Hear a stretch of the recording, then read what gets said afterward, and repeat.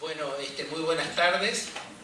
Estamos en el Salón Juan Romero del diario Litoral de la ciudad de Corrientes.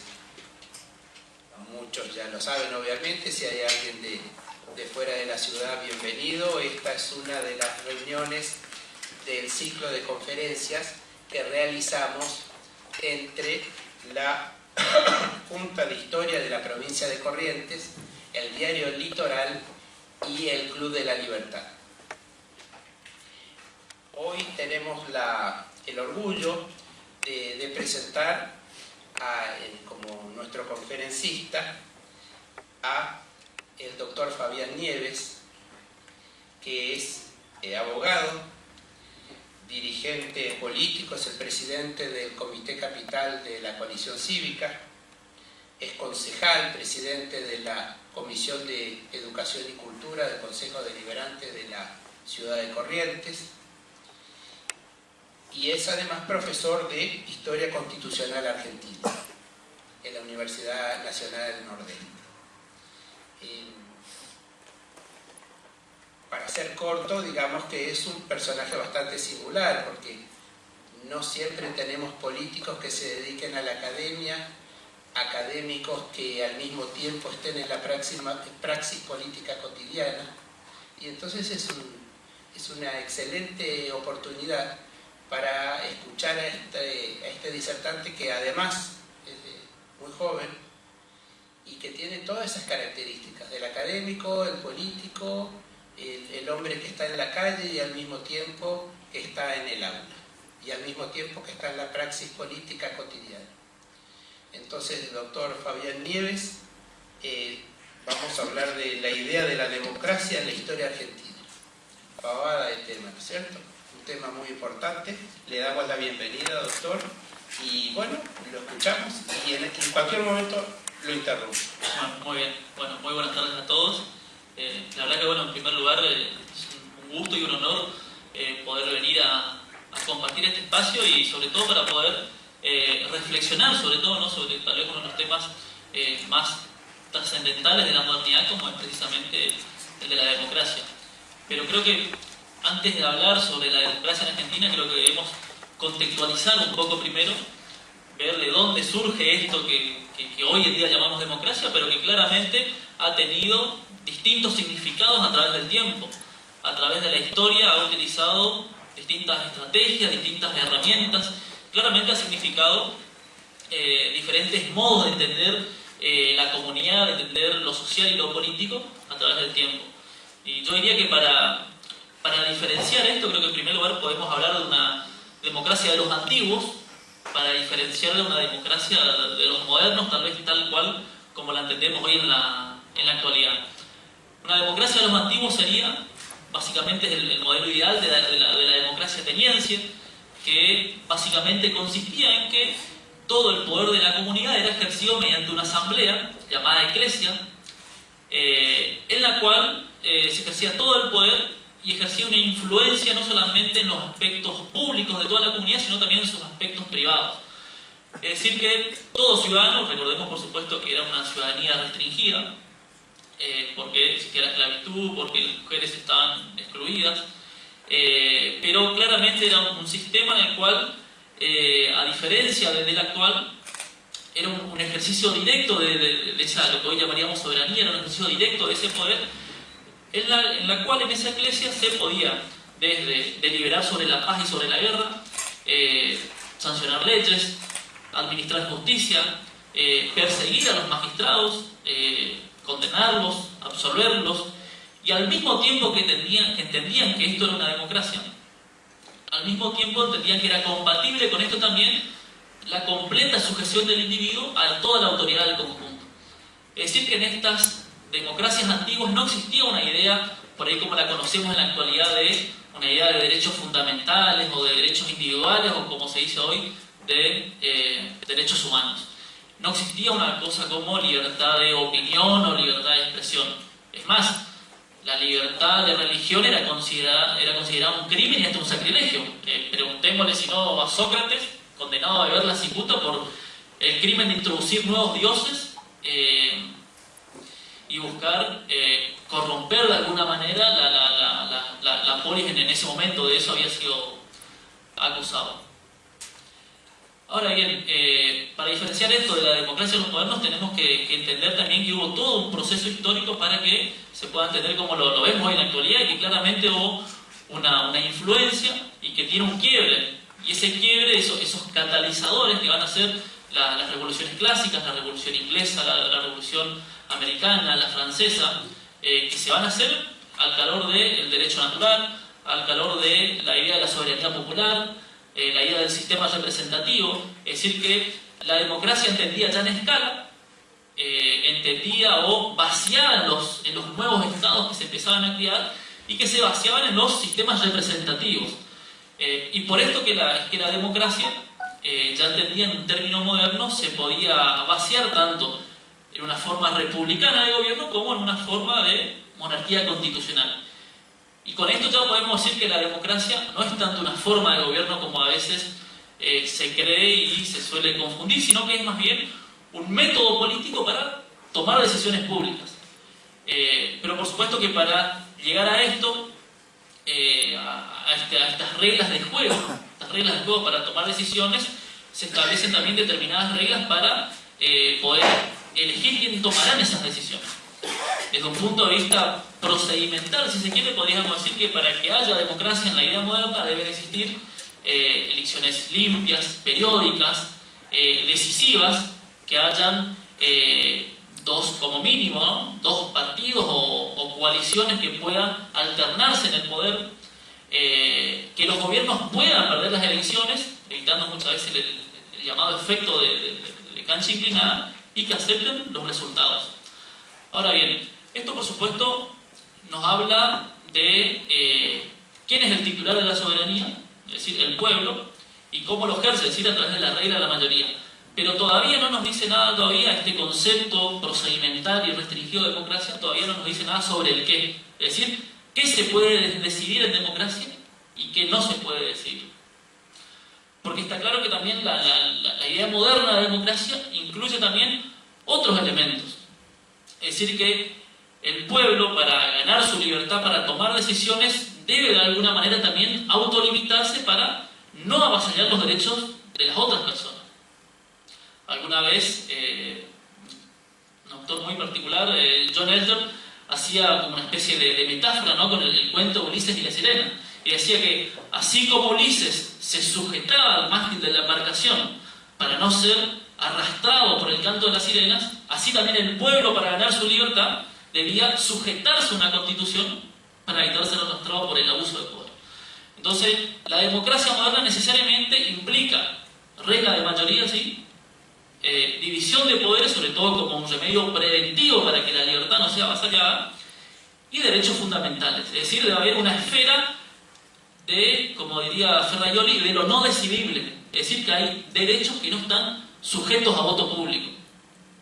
En nuestro caso, derechos que están expresamente explicitados en nuestra Constitución, en la primera parte de las declaraciones de derechos y garantías, y que representa de alguna manera esta idea moderna que, en diferencia de la democracia antigua, en la cual se sostienen estos tres pilares que son, diríamos, la roca granítica en la cual se sustenta el edificio del Estado moderno. Por supuesto que esta idea va a llegar al Río de la Plata, producto, por supuesto, de que son ideas que fueron parte del escenario del mundo occidental, y que se va a injertar claramente en la construcción de los nuevos estados nacionales en el Río de la Plata. En una primera época, por supuesto, cuando se están construyendo los estados nacionales, la idea de democracia todavía era vista con reserva. Es decir, la democracia muchas veces era vista en este momento como una especie de amenaza a la libertad. De hecho, los primeros estados nacionales se empiezan a construir a través del ideal del sistema mixto, de la forma de gobierno mixta. Las nuevas repúblicas debían contener la ejecutividad de las monarquías, la moderación de las aristocracias y finalmente la legitimación que daban las bases democráticas. De hecho, desde el primer momento podemos encontrar que el voto sirvió para legitimar autoridades. En un primer momento, por supuesto, hubo una transición porque por supuesto todavía en esta primera transición luego de la Revolución de Mayo todavía vemos una fortísima influencia del derecho indiano, y en la cual todavía los primeros representantes, imaginemos por ejemplo estas personas que elegían por ejemplo representantes a las primeras juntas, o que elegían diputados, o elegían a los primeros triunviratos, todavía lo que se representaban no eran tanto los individuos sino las ciudades.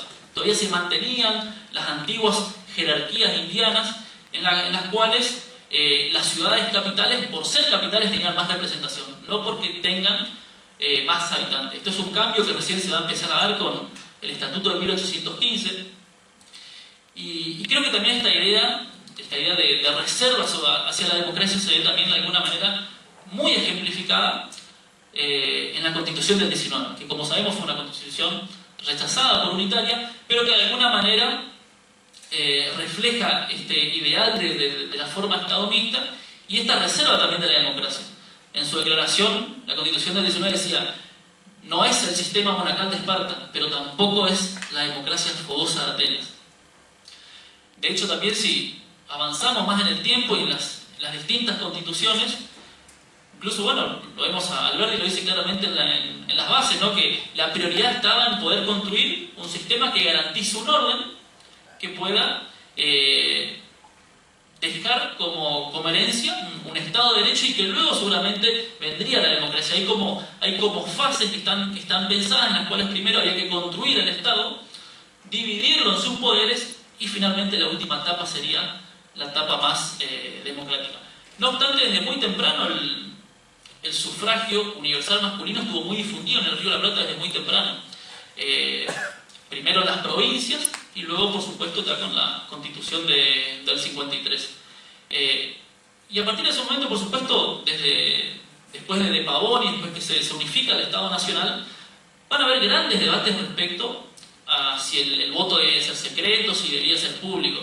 De hecho, desde muy temprano, ya en la década del 60, hombres que luego fueron reconocidos por su lucha por la pureza del sufragio, pensemos en Aristóbulo del Valle, en Bernardo Rocha, en Bernardo Irigoyen, entendían que el voto debía ser público, porque en una república los hombres debían hacerse cargo de su decisión.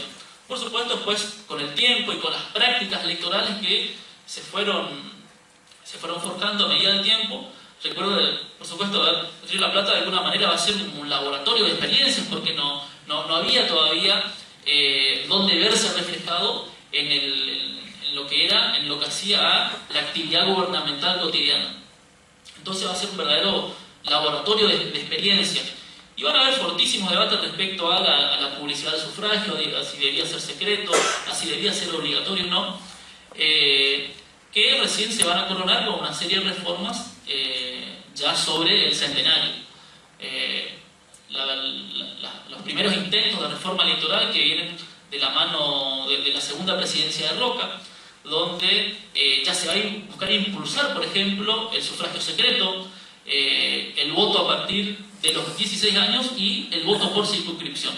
Por supuesto que de este paquete de leyes que Roca envía al Congreso solamente se ha aprobado la circunscripción uninominal, que consistía en dividir a todo el territorio prácticamente en 120 circunscripciones, que es lo que va a permitir, por ejemplo, que pueda ser electo en Argentina el primer diputado socialista de América, que fue Alfredo Palacio, gracias a la reforma de Roca. Bueno, pero fíjate, ahí me gustaría empezar a desmontar mitos, ¿no? En primer lugar, el tema de que en la Constitución Nacional de 1853 no se habla de democracia, se habla de república. Bueno, efectivamente existía en esta primera etapa una especie de reserva, pero estaba claro que había que buscar el sistema representativo, y estaba claro también de que había que formar en ese primer momento lo que Alberti llamaba la república posible.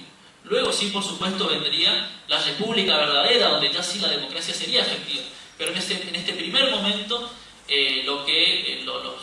nuestros padres fundadores lo que buscaron fue sobre todo establecer las bases y las condiciones para tener un Estado de Derecho que empieza a funcionar después de décadas de guerra. Sí, otro mito más. La cuestión de, bueno, desde la Constitución Nacional hasta la Ley Sáenz Peña, la Argentina fue una república aristocrática.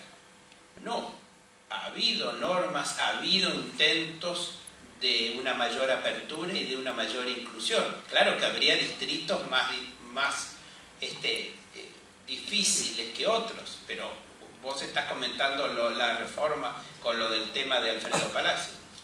Sí, efectivamente, por supuesto, no podemos mirar con los ojos de hoy, con nuestra idea de participación ciudadana y ver anacrónicamente lo que sucedía en ese entonces.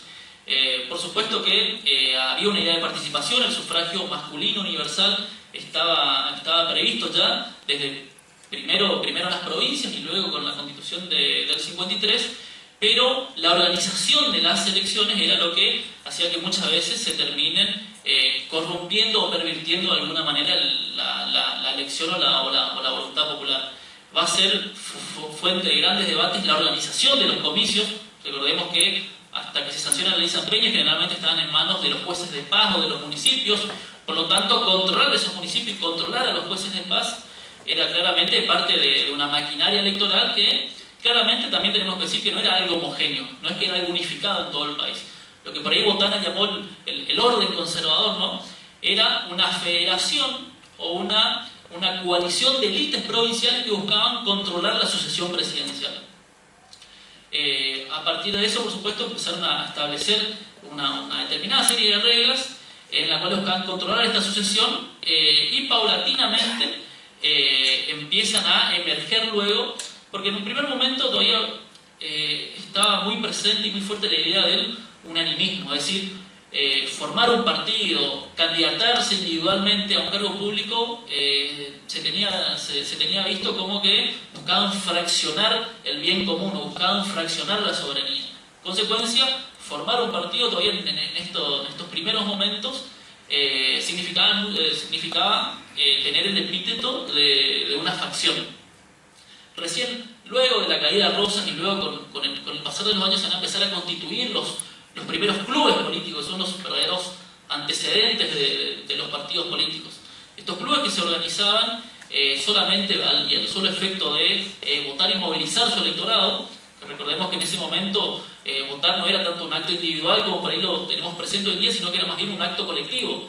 No bastaba solamente con organizarse para ir a votar, sino que también había que impedir que los adversarios vayan a votar. Esto formaba parte del folclore del día de las elecciones y, por supuesto, muchas de las distintas artilugios, ¿no? para poder ganar las elecciones, que en gran parte fueron formando de alguna manera cierta costumbre picaresca que después incluso siguió después de la ley San Peña, los vuelcos de padrones, los votos cadena, fue una tradición que siguió y que incluso podemos ver denuncias de abstenciones, denuncias de fraude, mucho después incluso de la ley San Peña. Pero volviendo a la idea del club, ¿no? que claramente era una organización efímera solamente para poder nominar alguna persona para que pueda ejercer un puesto público. Generalmente se decía que esa persona debía ser un notable. Un notable era alguna persona de prestigio que entablaba sobre todo una relación personal y de confianza con sus electores. Por ahí, a mi manera de ver al menos, una de las grandes figuras que creo que destacan lo mejor de estas figuras, lo mejor de estos notables, y en este sentido creo que fue un gran correntino que fue José Ramón Vidal, que me parece que es el elixir de alguna manera de lo que era un notable. José Ramón Vidal había sido vicegobernador de la provincia, había sido diputado provincial. En 1870 era senador nacional, es decir, estaba en la cúspide de su carrera política. Recordemos que ser senador nacional implicaba tener un periodo de 12 años en ese momento. Es decir, que era un hombre que estaba en la cúspide de su carrera política. Y en 1870, en Corrientes se da la epidemia de la fiebre amarilla. Y José Ramón Vidal deja las comodidades del Senado, deja las comodidades de Buenos Aires para volver y asistir con su deber, no solamente como médico, sino también como representante, y termina falleciendo en el ejercicio de su labor. Me parece que de alguna manera es tal vez uno de los más destacados de estas personas, ¿no? Que se llamaban los notables, que tenían esta relación con sus electores. Relación que después se va a transformar ya cuando viene la ley San Peña, cuando empiezan a aparecer los partidos nacionales.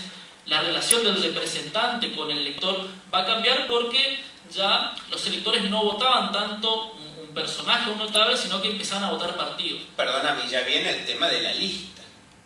Efectivamente. Ahora, ahí viene otra distorsión. ¿Quién hace la lista? Bueno, en un primer momento no habían listas prediseñadas como por ahí la conocemos en la actualidad.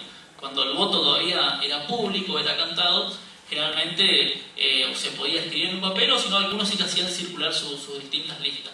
Pero a partir de la ley San Peña se va a buscar alguna institución neutral que pueda hacerse cargo de determinadas cosas, como por ejemplo del empadronamiento, del enrolamiento. La ley San Peña va a hablar que sea las Fuerzas Armadas como institución neutral para que se hagan cargo de eso y que progresivamente van a ir entablando este nuevo tipo de representación que va a hacer que empiecen a surgir. Claro, porque la vigilancia del comicio era yo tengo, me han comentado algunos miembros de mi familia que ya no están, que cuando íbamos perdiendo tenía que entrar la policía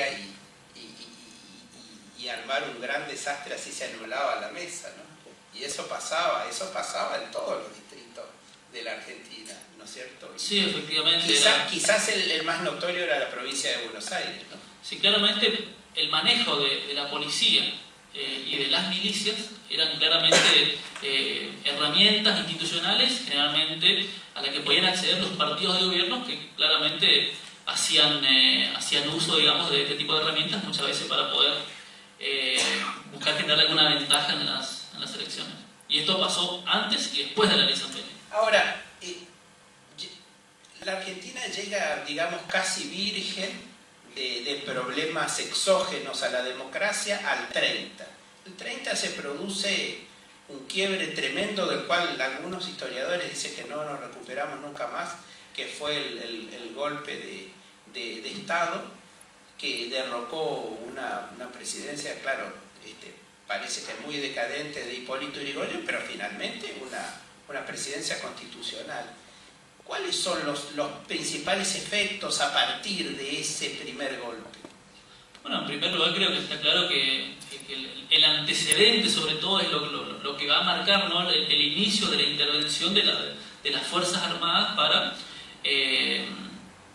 buscar llevar adelante estos golpes de Estado, ¿no? Pero en el golpe del 30 van a haber dos visiones respecto a cómo continuar luego del golpe. Había una visión por ahí que más ligada, ¿no?, al nuevo presidente de facto, a Uriburu, una visión que buscaba crear un nuevo Estado, un Estado de tipo corporativista.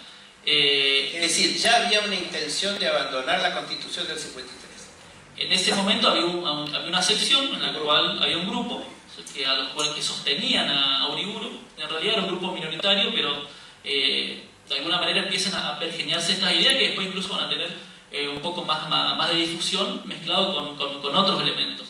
Pero también había otro sector que eran los que habían perdido espacios de poder luego del ascenso del radicalismo, que en realidad lo veían más que nada como una revolución más de las tantas que habían existido antes de la ley San Peña, como era una especie de búsqueda o lectura en clave republicana de la resistencia a la opresión, ¿no?, de la resistencia al tirano. Lo veían a Yrigoyen como un tirano y en consecuencia era un deber alzarse en armas para defender la República y la Constitución. Es decir, habían estas dos lecturas.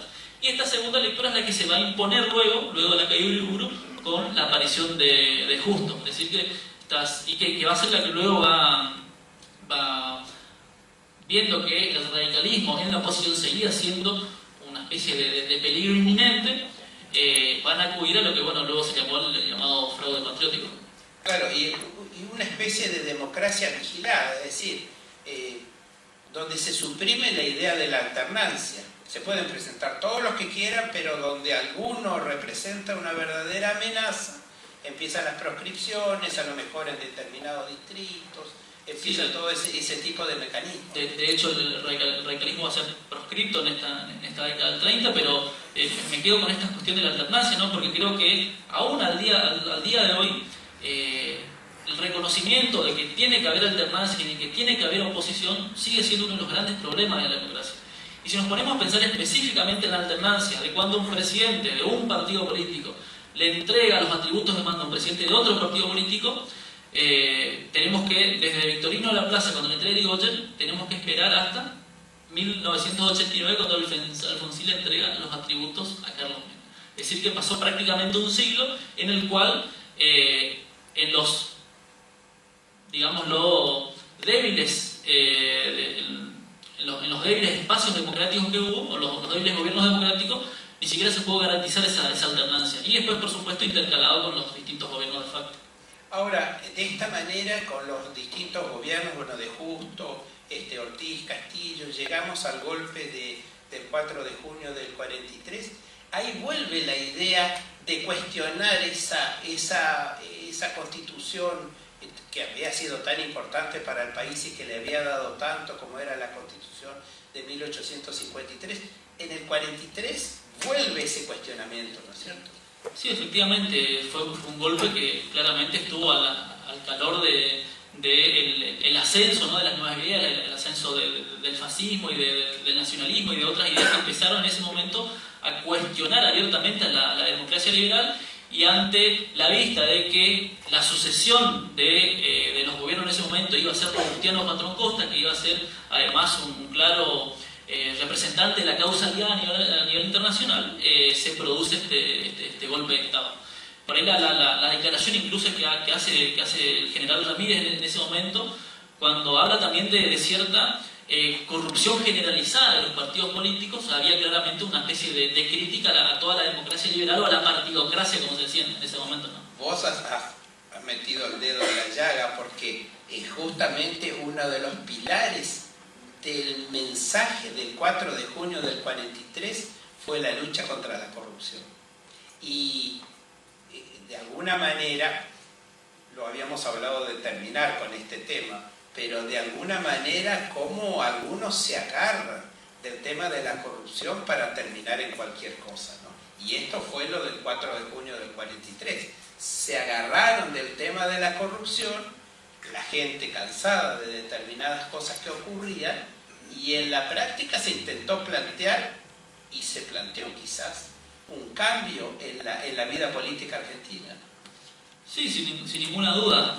Luego, por supuesto, bueno, el fenómeno conocido, ¿no?, luego de que el entonces coronel Perón, a través de su organización de nuevo y luego ya siendo funcionario de gobierno, que empezó a crear un nuevo espacio, que recordemos que lo primero que buscó hacer Perón fue primero recostarse sobre los partidos tradicionales que ya había, es decir, buscó el radicalismo primero, pero luego terminó forjando una organización propia, y claramente ya con una idea de representación distinta a lo que se tenía hasta entonces, porque a veces se suele creer de que las reformas electorales llevadas adelante por el peronismo son una consagración o una continuación de la ley San Peña, y en realidad me parece que hay una concepción de la democracia y de la representación distinta, porque lo que se va a introducir en ese momento va a ser la idea del conductor, es decir, la idea de que el pueblo es tal solamente si puede expresarse de manera unívoca y de manera homogénea.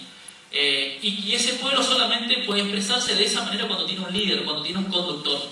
Y el que está por fuera de esa masa homogénea generalmente es el antipueblo. Sí, un traidor.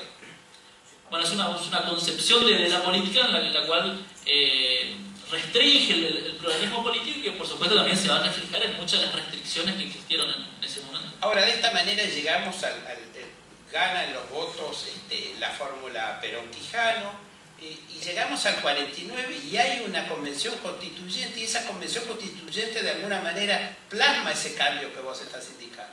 Sí, claramente el peronismo, además de la extensión del sufragio femenino y del ejercicio de voto de los ciudadanos que vivían en los territorios nacionales, también va a llevar adelante otros tipos de cambios, como por ejemplo la supresión del colegio electoral. El colegio electoral va a ser eliminado por primera vez con la constitución del 49, y luego además en otra reforma electoral va a incorporar el sistema de circunscripción uninominal. De esta manera lo que se buscaba era que con la misma cantidad de votos se puedan tener más representantes, porque no se reconocía muchas veces con este sistema los derechos o de la representación minoritaria. Claro. Ahora, de esta Constitución del 49, este tema de la circunscripción uninominal, creo que en el 52, ¿no? Fue la primera vez. Bueno, y además el dibujo de las circunscripciones, porque lo que es importante contarle a todos y pensar y reflexionar es quién instrumenta las cosas. Porque ¿qué pasaba? Era una circunscripción uninominal, pero a veces se hacían dibujos para que esa circunscripción fuera de determinada manera y fuera cambiando la posibilidad de que gane un partido u otro, siempre en beneficio del partido del poder. Sí, la famosa salamandra, ¿no? Porque decían que la circunscripción terminaba tomando formas a veces de algún animal exótico, de alguna salamandra, cuando se buscaban dibujar de acuerdo a la conveniencia de dónde estaba la mayor cantidad de votos adherentes, ¿no? Ahora, luego del drama, porque fue un drama de dejar la Constitución del 53, de llegar a la Constitución del 49, de cambiar esa fórmula que podría ser denominada como fascismo, quizás como cesarismo, esa relación del conductor con el pueblo sin la intermediación de las instituciones republicanas, llegamos al golpe del 55. Y si bien ese golpe del 55 destruyó un sistema que había pervertido esta democracia, era un golpe militar. ¿Qué es lo que viene luego? Bueno, lo que viene luego es lo que O'Donnell por ahí llamó un juego imposible. Es decir, la democracia se vio totalmente deslegitimada de prácticamente grandes sectores de la sociedad o grandes sectores incluso de las distintas dirigencias políticas. Podemos decir que fue una democracia tutelada en algunos casos porque los gobiernos militares entregaban el gobierno pero mantenían el poder. Entonces se iban intercalando con democracias muchas veces débiles en cuanto a su legitimidad, porque además recordemos que el peronismo había quedado también proscripto luego del golpe del 55, y luego intercalada por los distintos golpes de Estado que primero empezaron poniéndose plazos y luego se empezaron a buscar hacer revoluciones, o así al menos se llamaban revoluciones, en las cuales ya no habían plazos sino que habían objetivos. Por supuesto que esto, y al calor también del contexto internacional, recordemos la Revolución Cultural China, el mayo del 68, el mayo francés, todo esto también empezó a forjar como contracara, ¿no? de esta democracia tutelada y muchas veces con las Fuerzas Armadas interviniendo en nombre de la seguridad nacional, generó también una contracara en la cual empezaron a aparecer movimientos insurgentes en el que veían a la democracia en realidad como una mera formalidad o una máscara en la cual se buscaba encubrir, si se quiere, la superestructura burguesa o las desigualdades del capitalismo, ¿no? Y empezaron a creer que la democracia ya no venía, o el poder, mejor dicho, ya no venía del pueblo, sino, como decía Mao, de la boca del fusil. Y por eso el lema luego, en los 60 y los 70, fue ni votas ni votos. Si la democracia se vio prácticamente asediada desde todos los lugares. Podemos decir, si bien no suelo utilizar estos términos, pero lo voy a utilizar más que nada por comodidad, se podría decir que desde la derecha la democracia era atacada porque no podía garantizar el orden, la seguridad ni el desarrollo, y por izquierda porque encubría las desigualdades del sistema económico. De manera asediada por estos dos tipos de miradas, y recién la democracia va a poder volver a resurgir luego del último golpe militar y ya con el auge, ¿no? del alfonsinismo, donde ya la democracia, y al calor también del contexto internacional, recordemos la caída de la Unión Soviética, recordemos también las distintas salidas democráticas que se empiezan a generar tanto en Europa como en América Latina, que hicieron que haya una nueva efervescencia respecto al sistema democrático, donde hasta los partidos políticos pudieron hasta triplicar su cantidad de afiliados. Sí, ahora, el avance es un avance, pero siempre pareciera que tiene como algo que lo tira para atrás. Porque, fíjate vos lo que tiene la idiosincrasia argentina, ¿no? Sube Alfonsín, presidente Alfonsín, con mayoría, no tenía mayoría en el Senado, pero tenía mayoría en diputados, y lo primero que intenta hacer es una cosa que se llamó el tercer movimiento histórico. Y ese tercer movimiento histórico, que después fracasó, pero seguía teniendo más tenue, pero seguía teniendo ese olorcito a cesarismo, a posperonismo. Sí, es que tal vez uno de los grandes dilemas de la democracia argentina es que siempre se vio envuelta entre una democracia representativa y una democracia delegativa. La democracia delegativa siempre se busca concentrar toda la legitimidad y por ende toda la responsabilidad en el líder.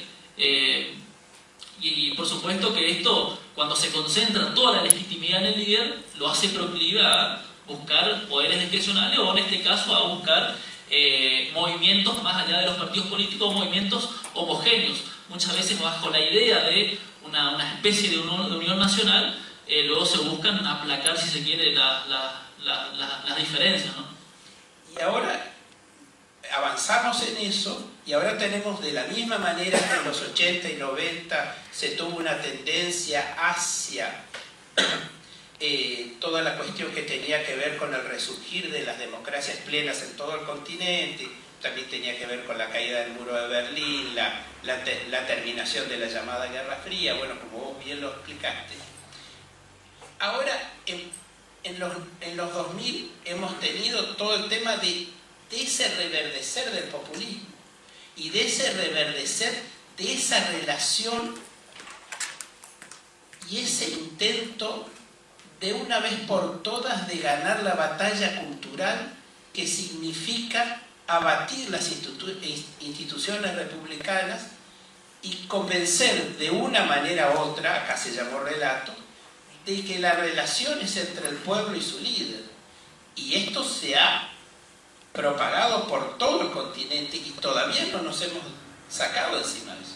Sí, en parte también tiene que ver muchas veces con, volviendo por ahí a esta cuestión de los años 80, cuando se empezaba a hablar sobre el fin de las ideologías y demás. Pero las democracias en sí deben ser custodiadas y protegidas por sus ciudadanos, es decir, no está garantizada para las próximas generaciones, sino que cada generación la debe ir construyendo y le debe ir seguramente agregando sus propios condimentos generacionales. Es decir, la democracia no es algo que se lo traspasamos a nuestros hijos a través de la sangre, sino que cada generación debe protegerla, debe conquistarla y pasarle luego a sus hijos para que puedan hacer lo mismo. Es decir, la democracia se va construyendo como por ahí las antiguas catedrales medievales, piedra sobre piedra, generación por generación. Y por supuesto que ante cada ola democrática generalmente resurgen como contraolas. En la primera ola democrática, Lola Ley San Peña, tuvimos una primera contraola democrática, producto de los avatares de la Primera Guerra Mundial.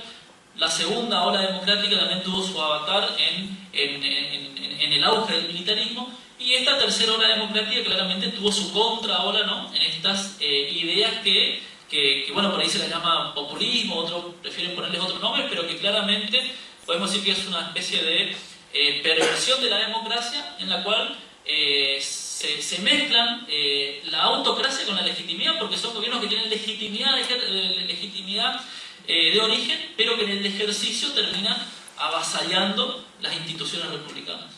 Es tremendo, es tremendo. Ahora, en ese contexto, ahora vamos saliendo de ese supuesto populismo, en algunos lugares va quedando, en otros lugares se va saliendo y todo, y ahora aparece el otro desafío, cuando pareciera que que la democracia está por sacar la cabecita fuera del agua, aparece la deslegitimación que resulta para todos ver este tema de los sistemas corruptos en todo el continente. Sí, efectivamente, creo que la democracia claramente tiene promesas incumplidas. Una de esas claras promesas incumplidas es que muchas veces, por supuesto, para pesar de todo el mundo, las democracias muchas veces terminan siendo compatibles con la falta de prosperidad, la corrupción, la desigualdad, la mentira, la miseria. Es decir, las democracias solamente, como decíamos hoy, se sostienen tanto y en cuanto sean protegidos por los ciudadanos. Claramente una de las grandes amenazas que hoy tienen las democracias, pero no veo que sea algo que viene solamente de ahora, sino que se viene forjando ya desde hace al menos 20 o 30 años, ya casi como un mal de las nuevas democracias. Es la cuestión de cómo resuelven los sistemas políticos el corrompimiento que generan hacia las instituciones los desvíos de fondos públicos o las malas conductas de los funcionarios. Me parece que para que la democracia pueda resolver esta cuestión, claramente necesita un sistema de rendición de cuentas distinto al que claramente existe hoy, un sistema de rendición de cuentas mucho más sólido, ¿no? Y para terminar este diálogo y después pedirle a los que nos acompañan que hagan las preguntas que te quieran hacer, vos sos además de concejal, además de una persona que está dando clases en la universidad, vos sos un dirigente partidario y sos una autoridad nada menos que en el comité capital de tu partido. ¿Qué pasa con los partidos políticos que no deliberan, que no hablan de ideas, que no le plantean a la gente claridad en ideas, en discutir proyectos, ideas de algo? Yo creo que claramente los partidos políticos en la actualidad han perdido su rol y su preeminencia como catalizador de las opiniones y de las posiciones políticas de la sociedad. Pero creo que ha sido un fenómeno de partida doble, porque por un lado los partidos políticos, cuanto más se fueron acercando al Estado, más se fueron cartelizando y más se fueron alejando de los ciudadanos. Y los ciudadanos, por su parte, buscaron otras vías de expresión, las ONGs, las asociaciones, y por último también otras vías alternativas de expresión que fueron facilitadas por las nuevas tecnologías.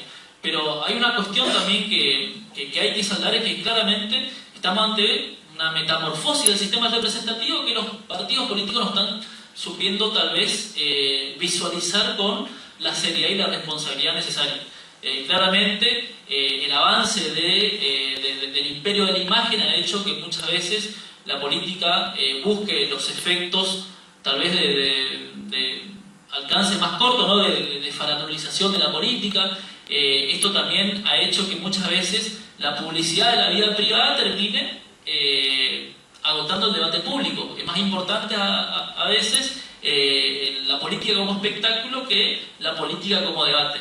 Y eso me parece que es algo que los partidos políticos deben poder buscar las formas de reinventarse a sí mismos para poder ser los verdaderos mediadores y catalizadores de la opinión pública. Te agradecemos, Fabián. Yo realmente me encanta escucharte, pero si yo te hago todas las preguntas que tengo que hacerte, no terminamos más. Así que le vamos a pedir a quienes nos acompañan, los que quieran hacerle alguna pregunta o tengan alguna inquietud que presentarle a Fabián, que lo hagan a partir de este momento. Gracias. Muchas gracias. Gracias.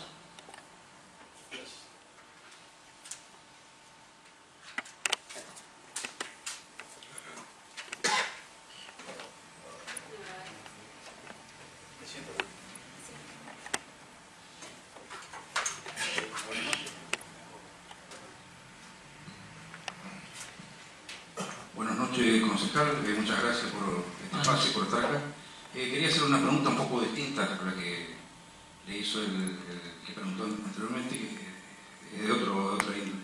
Últimamente las noticias estuvieron diciendo que van a sacar la coparticipación a la provincia, pero por otro lado van a seguir cobrando impuestos.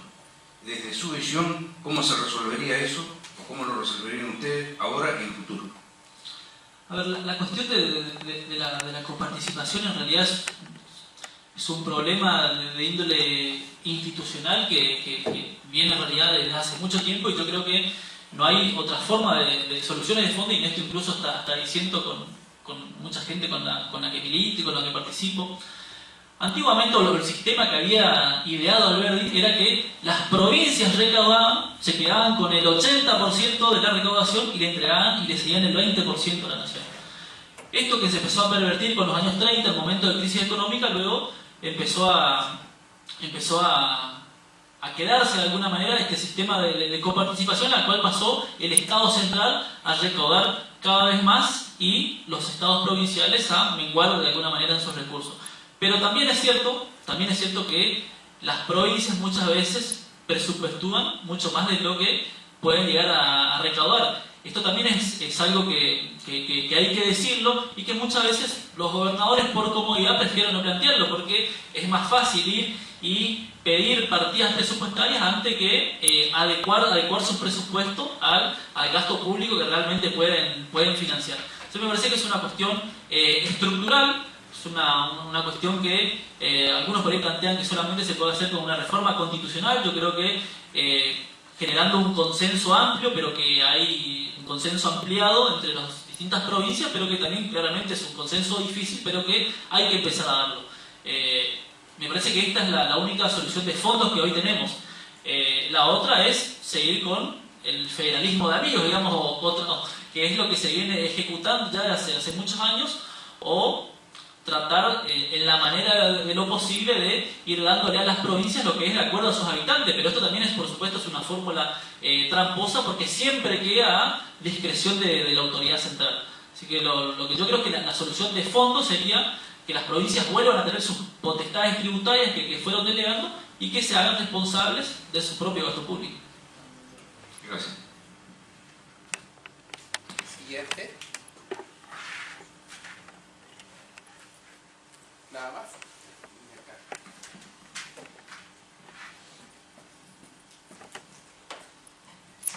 Bueno, nuevamente le agradecemos al doctor Fabián Nieves su presencia aquí. Agradecemos a todos ustedes que nos hayan acompañado en esta reunión. En nombre de la Junta de Historia de la Provincia de Corrientes, en nombre del diario Litoral y del Club de la Libertad de Corrientes, bueno, les agradecemos y los invitamos a continuar asistiendo a estas conferencias que tienen tanto que ver con la historia y con el futuro de nuestro país. Muchísimas gracias. Gracias.